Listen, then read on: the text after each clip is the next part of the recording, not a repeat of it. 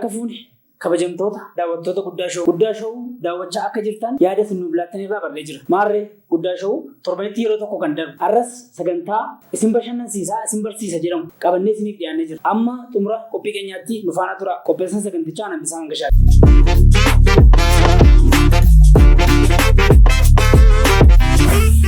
Keessummaa qabadhee isiniif dhiyaadheen jira. Waa hedduu akkasii irraa barattan abdii qabu. Mee gara keessummaa keenyaatti isin dabarsa. Hayyee ani maqaan koo Dr. Guutuu Indaashaw Dinqaan jedhama. Doktor, eessatti dhalatanii, eessatti guddatanii, eessatti baratanii maalirra hojjetu? Tolee, bakki itti dhaladhe godina Wallagga Lixaa Aanaa Ganjii jedhamtudha. Ergasii ijoollummaadhaan waggaa 10tti barnootaaf carraa argadhee karaa waldaa maqaan Yesuus jechuudha. Gara mana barumsaa Haayiraa deeme yeroo sana manneen barumsaa Haayiraa manneen barnootaa 3 ciccimoo Wallagga Lixaa keessa jiran kan Dambidolloo fi Dambuurra jiru dabalatee ciccimoo sana keessaa tokko ture. Carraan sana argadhee kutaa 5tti achi deemee amma kutaa 12tti achitti baradhe. Adeemsuma yeroon achi biyyatti dhaladhe sana adeeme keessaa rakkoo guddaan maatii keenya tokko mudatee ture. Rakkoon maatii keenya mudate sunis maaticha hin diigee facaase.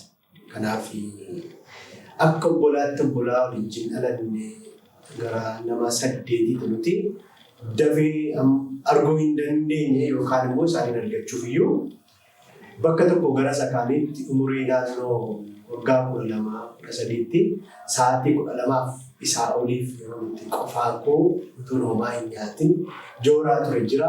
Rakkinoonni hedduun keessumaayyuu immoo yeroo irratti dormii taa'ee baradhu ganna galuun dirqama. Ganna jiraama galuun dirqama rakkoon guddaan egaa ganna sana eessa kan ture deebi'uudha. Sana bakka argachuudhaaf baay'ee jooreera. 12 nan fixee 12 fixee qabxii yuunivarsiitii nagalchuu nan argadhe. Qabxii sana yeroo inni deebi'u Haayiraa hin ture. Bakka hin ture argachuudhaaf iddoo biraan ture. Bakka biraan ture sanarraa tiraanspoortii dur jirti Toyootaan buna guutuu tokko dugda ishee taa'anii deemuudhaaf birii 15 nama kaffalchiisa. Birii 15 sana dhabee baay'ee rakkata. Booda obboleessi koo tokko qarshii 20 naa kenna.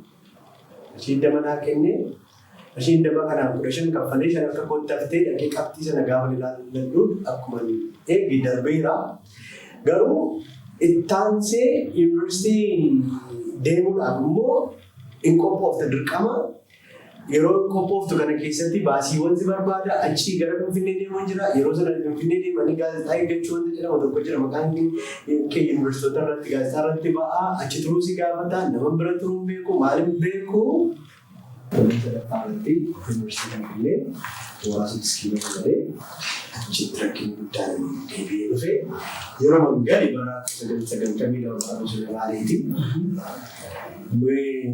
Akka guddaan beeraa ittaansi 93 mootummaa muraasa olmoos jechuun danda'ama. Mooraan guutuun hin ari'amanii adaba waggaa tokkoo fi duukaan ture adabameera. 996 rakkoo ijoollee Oromoo irra ga'e 300 sana keessaa tureera. Hidhameen asii bakka nama gargaares muraasa yuunivarsiitiinas waan hin ta'e waan beekus waan hin ta'eef gadhiifameera. Waggaa 6 booda waggaa bilisa fuudhamu turtii waggaa 6 booda 2007 yuunivarsiitii Finfinneedhaan eebbifame. Hojii mana mootummaa hin galee hojii dhuunfaa hin galee. Barnoonni digirii jalqabaa haala kanaan dipaartimentii saayikooloojii hin galee ispeeshaal saayikooloojii barnoota saayikooloojii barnootaa jechuudha. Taasii maastersii maneejmentiin maallaqa ofii kootii kaffalee dhaabbata biyya raabsuu tokko baradhee baay'ee gatii qaaliidhaaf akkaataan humna yeroo sana qabuuni. Ergasii ammas inni iskoolarshiippii isaan baanee mootummaan deeggarsa dhaabboonee PhDs gara waggaa 5 kan fite kootii kaffalee waan gargaaree baradhee dhaabbata amantaa irraa Kiristiyaan liidarshiippii barachuun isaan qaban ture. Baay'ee barnoota gaariis ture. Asli mana kasih jari kita lompo habis barnoota waa baay'ee keessa turan hanga tokko kana ta'uu dandeenyu. Tole, galatoomaa dhufeeranii mooraa yuunivarsiitii keessa lafa turtanii mudannoo isin irraanfachuu hin dandeenye qabdu. Mudannoon irraanfanne yeroon 1996 sana barbaadamu ijoolleen baay'ee erga hidhamanii booda qofaa qabame. Maqaan koo qaamni koo walitti siima. Qaamni koo xiqqoo. Maqaan koo akka faca'etti immoo guddaadha. Kanaaf torban sadii akkuma ijoolleen kaan baqatanitti ergan baqatte rakkina ture sana ergan baqatte booda dhufee mooraalii dheedan ba'a. Footoo rejistraaraa bahee baatu haydiirra. Baay'ee xiqqoodha isheen ishee as fuulduraan dhufee. Amma xiqqoo ishee maal jedhu. Akkaataa rifeensa barbaadu sana ammas xiqqoo ishee jijjiireera. Baheen balaa namni habamu danda'e. Achirraa kaasee bakka konkolaataan murtiitti seewwan isaan jedhanii gosoonni dhufu akka itti waabamu sana keessaa gargaaru namaa wanta mudannoon raawwatan yaadata. Tole, kabajamtoota daawwattoota keenyaa mudannoo isaan kaasan irraa waa hedduu akka barattan abdii qaba. Dooktar, leenjisaa barsiisaati. Dhaabbata barnootaa yoo xiqqaate 25 kan siqu hundeessanii. Mee waa'ee dhaabbata sanaa xinnoo nuu kaasame. Saayikooloojii barnootaan baratanii ture. Yeroo ba'u rakkoo lafa ga'e sanaan waggaa lama adabameera. Waggaa lama adabamuu kun dhalli isaa tokko garatti garagaru hin qabne keessumaa immoo yeroo adabame almost bareedaatti hin jireenyi dabarse. Markaatoo kana rakkina guddaa waan hin dabarseefi isin duuttara sadarkaa rakkina namaa naagaluu barbaade garuu rakkina kanaa karaa mataa kooti deemee furuudhaaf karaa irra deemuu naa ta'u filadhee dhaabbilee dhuunfaa galee kolleejjii dhuunfaa tokkoon galee kolleejjii dhuunfaa sana booda gara manneen barnootaa hoogganuu shaakaluutti carraa argatee fedheen carraan naa kennee biroo jalqaba carraan naa kenname mana hojjechaa hin stress. Rakkina durannoo tokko ture rakkina namni suni dhaabbata sana keessatti kuffise keessaa baasee toora irra ga'e. Dhaabbata sana qabaatee magaalaa Naqamtee keessattidha. Achirraa kaasee hamma gaafa baruma mana Afrikaa kana keessatti haala garaagaraatiin sheer kaampanii garaagaraatiin keessa haala tureeni manneen barumsaa dhuunfaa kan dhaabbata barnootaatiin baramanis nama dhuunfaa baramanis dabalatee egaa manneen barnootaa 25 waliyyuu ta'u influensii koo jala kan turan ammas haaraa gara fuulduraatti jechuudhaaf kan wajjin dubbatan bilbilan tajaajila gorsaas nan kenna waan ta'eef influensii koo yookiin dhiibbaa qajeelaan geessuudhaaf hojjetu keessaa kan jiran sanaa waliyyuu ni ta'u haala kanaan egaa hooggansaa fi hundeeffama dhaabbata manneen barnoota 25 turee fi akkas ture. Galatoomaa jira. Kabajamtoota daawwattoota Guddaashoo Afgaaffiin Dooktar Guutuu Guddaashoo wajjin gochaa jiru akkuma itti fufetti jira. Haga xumura qophii keenyaatti akkasiin nu raawwatan abdii qaba. Dooktar, isin barreessaa kitaabaadhas. Mee gara aartii barreeffamaa kanatti akkamitti dhuftan? Akkamitti dhufee yeroo hidhame sanarraa kaati. Barruun illee hafuura qabdi. Afur hidhamee keetti dhufee yoo si kaatu kan inni yeroo inni sun dhufu iskiriptoorii qabattee immoo warri barreessitoonni jechuun immoo iskiriptoorii yaadannoo as keessaa qabu. Akka inni dhufeetti keessa waraana nu faana barreesse. Asoosamii iddoo tokko irratti wayii tiraangulaariidhaan filootiin yaa'insaa yaada maal dipiktii godhanii akkasii barreeffamaan lafa kan akka ishee irra dhufeettidha. Yeroo jalqabaatiif bara nama sin dursinuu kan jedhu sana waa'ee guyyaa eebbaa keenyaan barreesse. Achirraa isa ka'ee caba namaa irratti akkamitti hojjechuun danda'ama. Caba miira dhala namaa. Namni waa deemuu beeku kan rakkoo yoo caba keessummeessee beeka ta'ee isaa gana waa'ee lafee akkamitti akka beekumsa. Kanaaf toora saayikooloojiin baratatti gara fayyadamuutti dhufee waa barreessuu shaakale. Waa barreessuu kanarra garuu kitaabota galmeetti taa'ee ibsu. Yoo xiqqaate tokkotti kitaaba nama nan dubbisaa Kontaaktii deebiin arganii baay'ee ajaa'ibataa waa'ee quantum physics kana danda'a. Quantum physics psychology akkam ta'e darbu wanta ta'e amma baras dhiyeenya kana namoonni garaagaraa waa'ee personal development maal waa attraction fa'aa kasan law of attraction, law of deliberate creation, law of maaloo wantoota dhaman 999 2001 mucaa sana wajjin irratti hojjeta ture 2000 ta'u gargar baane magnetic field and electric field wantoonni kun waa'ee dhala namaa akka isaan itti ibsuu danda'an waa'ee electron irraa kaa'e electronic gadi darbee quark maal wanti jedhaman akkuma namni system organ maaloo jedhee amma DNA tti deemu amma DNA kun dhala namaa ibsuutti deemee sana fuudhee akkamitti salphisanii nama biraan akka ga'an nama fayyaduu danda'u waa'ee namaa ibsa wanta ta'eef nature kee bartee dandeettii qabdu iskiilii qabdu garaagaraa akkamitti jiru hojjechuu kan danda'amu gara kitaaba jalqabaa barreessuutti 2001 dhufe.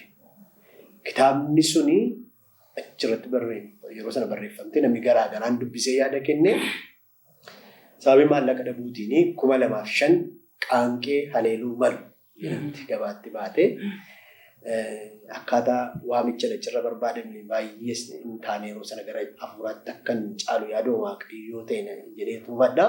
Inni baay'ee domineetiin goone gabaa. Kitaabni keessan jalqabaa kan isin ittiin ija uummataa yookaan namoota dubbisan sana biraa geessanii mata dureen isaa qaanqee haleeluu. Qaanqee jabaachaa adeemuun irra jiru. Maal jechuudha kun? Istiifan godha. Qaanqee haleeluu malu jechuun ammaaf qaanqeedha. Garuu haleelee haifu. Yoo jedhame jabaatee haifu kana caalaa jechuudha.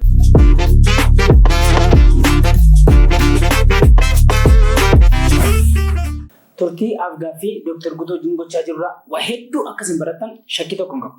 Ammas Afgaaffiin keenya akkuma itti fufetti jira. Dooktar, mee yeroo jiraattan bara fuula keessan duraa kanatti maal hojjechuu barbaadu? Maalirratti xiyyeeffachuu barbaadu?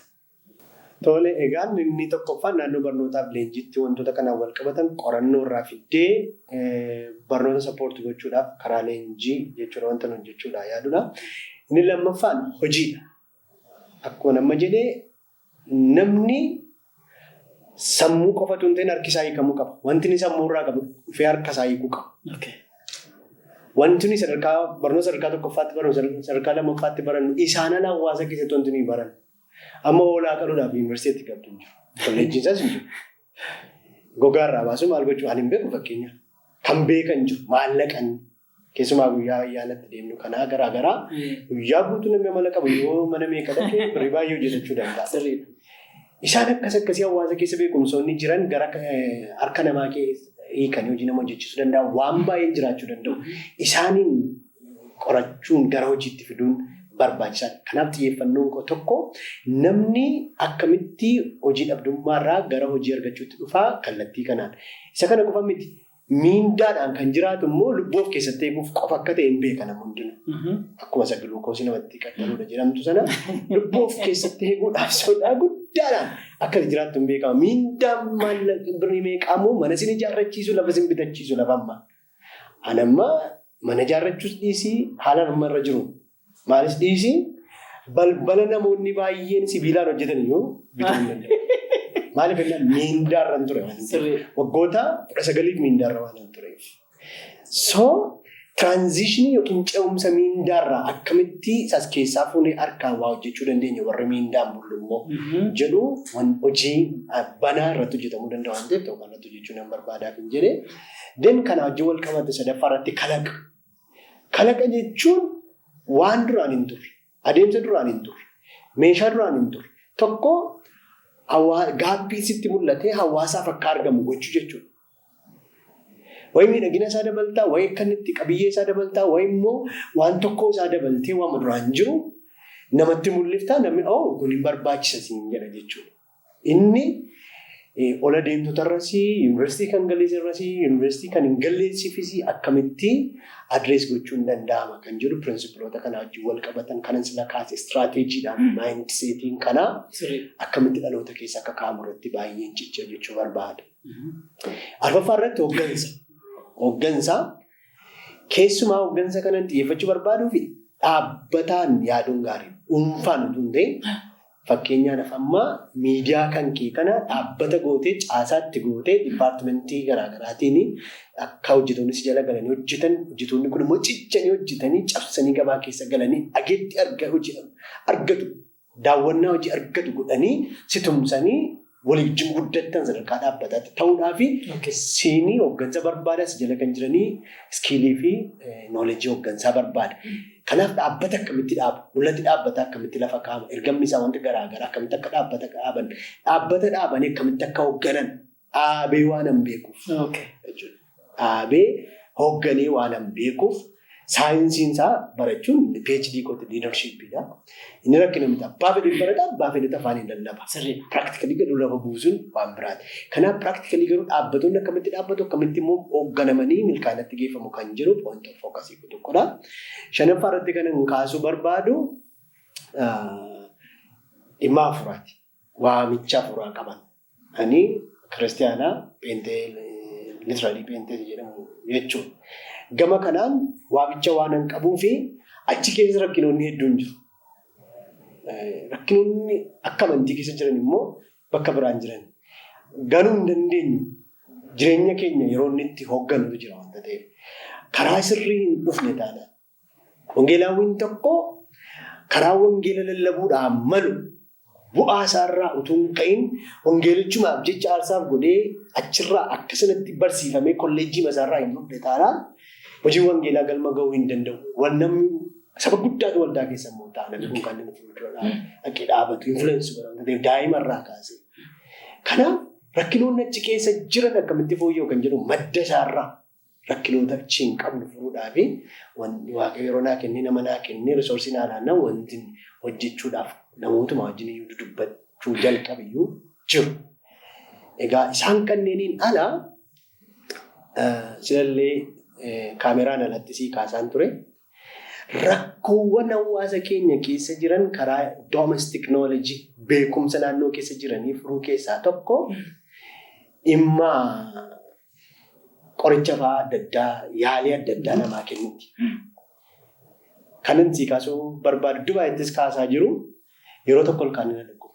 Akka malee na dhukkubsateetu beeka akkamitti akka ilkaan inni na dhukkuba. Akka tokko rooni na godhu mana yaalaan naqee ogeessa bira dokteerri biraan geeffamee miicuudha jedhamee keemikaala wayiitiitti naa naqanii kosalphaatti naa miicuunsee lakkaalli immoo wayiitii nama diranii keessaa dhiiga baasanii ittiin godhanii diranii adoochaan hin kennamaa garuu point keessaa hin baata turtii isaarraan kan maraadhuu masi godhachuu wanti sun hojjeta. Dadhabeeni nagaa wanti kun jedhee xiqqoo dhukkuba dhiibbaa dhiigaas qabaa namni dhiibbaa dhiigaas qabu wantoota peenii akkasii kan dandeenye natti himameera.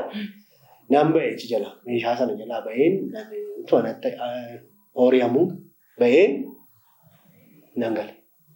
Galeen maaskii godhadheen deemaa waardiyyaan dhaabbata tokko yeroo maaskii godhattu maaliif maaskii godhattatiin ajju ilkaantu na dhukkubaan jedhee. Akkii bira dhattee tanaan dhaqeennaan hin daawwu cabsanii hoora qorfaniiru jedhee hin balleessite. Kottu meetii naan jedhe boroo manaa naan jedhee baala tokko kutee sukkuumee naa laate laa baalattiin kana harka jira. Baalli kuni kana kutee sukkuumee itti ciniin himee naan jedhe. Garaagarummaa daqiiqaa 30 utuu guutiin wanti sanarra ture hundinuu hin sokke. Baala kanaan? Baala kanaan baalattii kanaadha. Baala kanaan mooraa nuti keessa iyyuu galee ilaalin dhabdu mooraa nama fedhii keessa jira naan jedhe. Eegasii gaafa waa'ee baala kanaa qoradhu maqaa afaan Oromoo isaallee hin arganne mammaatti. Baalli kun jinniin ari'a isheetan akka inni beekte. Funuunaaf qoricha. Ilkaaniif qoricha.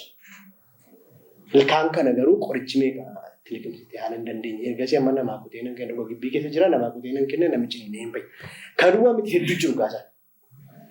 Kana yeroo argadhee lafa argadhee kan akkasii funaanee eegan qorannoo geggeessee booda nama narra wayyuu fitti fidee jechuudha nama natti maadeema.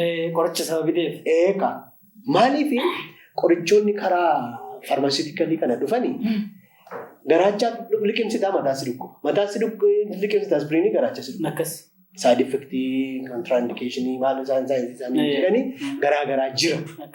Yoon baay'een beeku keessa ta'e iyyuu. Garuu inni kun waa hin qabu. Deema sirraa gala. Qabarichoon jedhama. Qabarichoo afaan amantiitiin gaafa si ibsu. Qabarichoon mana kana keessaa aaree taanaan bofi mana kana lixu. Namni seexana qabu baay'ee. Maal jedhee fuddeen bara duraanii laata bara qabarichoon kanaaf oolee waaqayyo kanaaf godhee bara sana nama jalina baay'atee innaan muki dibamee laata dibataa Nafee muki dibama. Laata kan akka qullubbii kan akka jimbilaa wanti garaagaraa jiru kan waaqayyumtii humna fayyisuu keessa kaa'e. Isaan kanneen gara qorachuutti nu deebisaa laata kan jedhu laphee koo keessa na jira. Isaan kanneen garaagaraa waa baay'ee ilaaluudhaaf gaaf tokko irra gahuudhaaf jiru. Sirrii.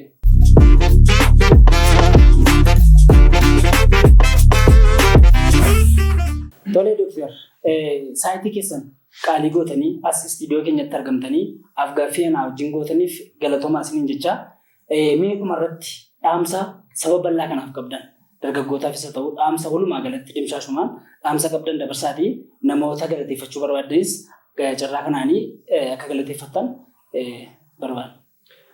Ulfaadhu dhaamsinni ani dabarsu kana laallataa hojii kalaqaa kana laallataa. Hojiin kalaqaa kanaa jireenya barattoota miiliyoona hedduu jijjiiruu danda'a. Namni tokko mana barumsaa tokkotti barataa 100 naalaattee jennaan barataa fakkeenyaaf kutaa 12 qoramu. Yoo kutaa 11 sirkaa fudhee kutaa 12 sirkaa fudhee jennaan akka amma barataan darbuu dadhabee parsantii 5 gadii kanaa utuu hin ta'in akka yeroo fudhadhee wajjin turee jireenya isaanii waan bu'a qabeessa ta'e xooratti isaan deebisaa deemu kanatti manni barumsaa sun daayirekteerri barsiisonni fedhii barattootaa gara leenjii kanaatti dhufanii hordoffiin sirrii taasifamee jennaan waggaa tokko keessatti qofa parsantii 30 yoo barbaachise maatirikii akka darban gochuun nan danda'a. Yoo sirriitti garuu kutaa 11 yookiin kutaa 9 irratti hojjetamee dhaqaa deeme yoo xiqqaate parsantii 50 barattoota milkeessuu danda'a kun. Isayyuu maatirikii qofaatti miti. Jireenyatti, hojiitti, hojii kalaqaatti milkeessuu danda'a. Kanaaf isa kaan keessan naquu sheema kana qofaa na hubadhaa. Yoo na hubachuu baattanii namni akka kootii kan biraan ka'uudhaaf yeroo fudhachuu danda'a gaaffiin dhalachuu danda'a. Wanti kana keessa jiru kanaan dura hin hojjetamne yookiin akka kana keessa jirutti biyya kamittuu hin hojjetamne sadarkaa addunyaatti dubbataa jira. Kanaaf kanarratti namni kamiyyuu tumsa yaadaas tumsa akka inni ittiin harka barattoota baay'ee ga'us. Leenjiiwwan kun manneen barnootaa barattoota barsiifatanii qorsisiifatan amma barattoota nan dabarfadhee qofaas miti. Beekumsa sirrii, amala sirriidhaa fi firii barnootaa sirrii dhumatti kan fidu ta'uusaa isaan kun sadan walgitanii haala itti deeman uumamuu qaba wanta ta'eef kanaaf isa kanarratti tumsa nan barbaada. Akka Oromoo keessaa dhaladheetti akka Oromoo saba guddaatti saba Oromoo nan gaafadha. Akka biyyattiitti biyya Itoophiyaa keessaa waan jiru hundumaa kan hundumaa laallatudha wanta ta'eef eenyuyyuu yoo na tumse nan gaafadha. Adeemsa kana qopheessuu keessatti koppiiwwan muraasaa saampilii maaf akkan qaamaan agarsiisuuf kan na tumsee dizaayinii kanaas kan tolan hojjetee daawwatiin daashaawwan galateeffachuun barbaada. Isaan kaanis obboloota wajjin turre yaada garaagaraa yeroo garaagaraatti naa kennan illee baay'een galateeffadhaa. Isiniinis baay'een galateeffadhaa warra qumbii shoo carraa gaarii kanaa carraa yeroo bal'aatti fudhannee mari'anne kana waan naa laattanii fi ulfaadhaa isin jechuu barbaada. Tole kabajamtoota daawwattoota guddaa shoo af-gaaffiin Dooktar Guutuu wajjin taasisaa ture kan marti xumurama. Amma sagantaa biraan haga walitti deemutti nagaatti tola.